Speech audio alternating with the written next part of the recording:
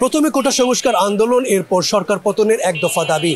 আওয়ামী লীগ সরকার পতনের এক মাসে মাথায় এসে আত্মপ্রকাশ ঘটল বৈষম্য বিরোধী ছাত্র আন্দোলনের নতুন প্ল্যাটফর্ম জাতীয় নাগরিক কমিটি। আর এই বিষয়টি কিভাবে দেখছে সাধারণ মানুষ, ঠিকানা জানতে চাই। কারণ একটা স্টেবল চাচ্ছি আমরা, বাংলাদেশে একটা শান্ত পরিবেশ থাকা দরকার। সরকার যে উদ্যোগটা নিয়েছে এটা মনে করি আমাদেরকে সবাইকে এটাকে সাপোর্ট করা দরকার।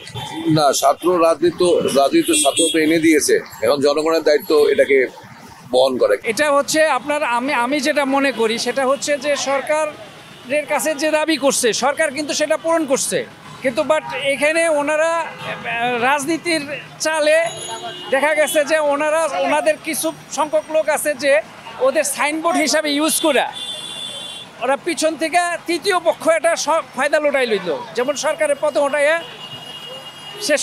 শেষ করার পরে এখন এরা কি করতেছে, এখন এরা এক একজন এক এক রকম রাজনীতির এখন লাইনে এরা ঢুকে গেছে। আসলে তো এটা মানে আমার কাছে খুব একটা সমীচীন বলে মনে হয় না। শিক্ষা রাজনীতি শিক্ষার্থীদের মতো অধিকার দেয়, তারা শিক্ষার্থীদের মতো থাকুক। রাজনীতি অন্য সাবজেক্ট, শিক্ষার্থীদের রাজনীতির ভেতরে না ঢোকে, ওদেরকে না ইউজ করে ওরা রাজনীতিবিদরা রাজনীতি করে যাক, শিক্ষার্থীরা নিজেদের মতো থাকুক। না, যেটা হচ্ছে গঠন সেটা তো আমরা পজিটিভলি নিচ্ছি। এখানে তো আমাদের আর কোনো এখন সে নাই, কজ আমরা দেখতে চাই যে নতুন সরকার কিভাবে কাজ করতে চাচ্ছে, তাদের কাজের ধরন সেগুলোই তো আমরা দেখব। এখন সেইটার বেসিসে যদি আমরা কোনো নেগেটিভিটি পাই তারপরে না আমরা নিউ কোনো স্টেপ নেওয়ার হলে সেটা নিব। অনেকেই ভাবতেছে যে যারা আন্দোলন করলো ওদের আন্দোলন তো মূলত ছিল কোটা আন্দোলন নিয়ে, তাহলে ওরা কেন আবার রাজনৈতিক দল করতেছে। বাট আমি মনে করি যে আমাদের রিপ্রেজেন্টেটিভ হিসেবে যদি সরকারি দলে কেউ থাকে, যেমন স্টুডেন্টরা এখন আছে, তো এটা একটা পজিটিভ হইতেও দেখা যেতে পারে, কারণ তারা আমাদের কথাগুলো পৌঁছে দিতে পারবে সহজে। এবং যেহেতু সবাই তারা আমাদের জেনারেশনের মানুষ, তো আমাদের জেনারেশনটাকে বুঝতে তাদের সুবিধা হবে। তো আমি মনে করি এটা ভালো।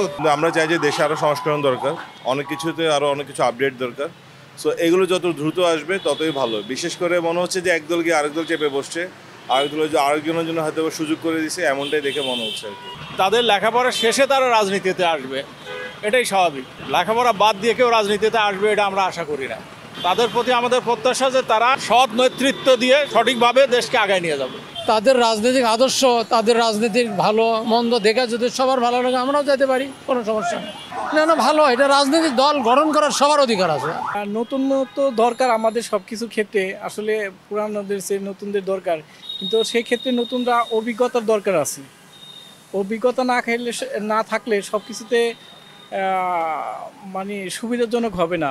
বৈষম্য বিরোধী ছাত্র আন্দোলনে নেতৃত্ব দেওয়াদের নতুন প্ল্যাটফর্ম জাতীয় নাগরিক কমিটিকে স্বাগত জানিয়ে সাধারণ মানুষ বলছে, দেশের রাজনৈতিক দলগুলোর মধ্যে নতুনদের সুযোগ করে দিতে হবে।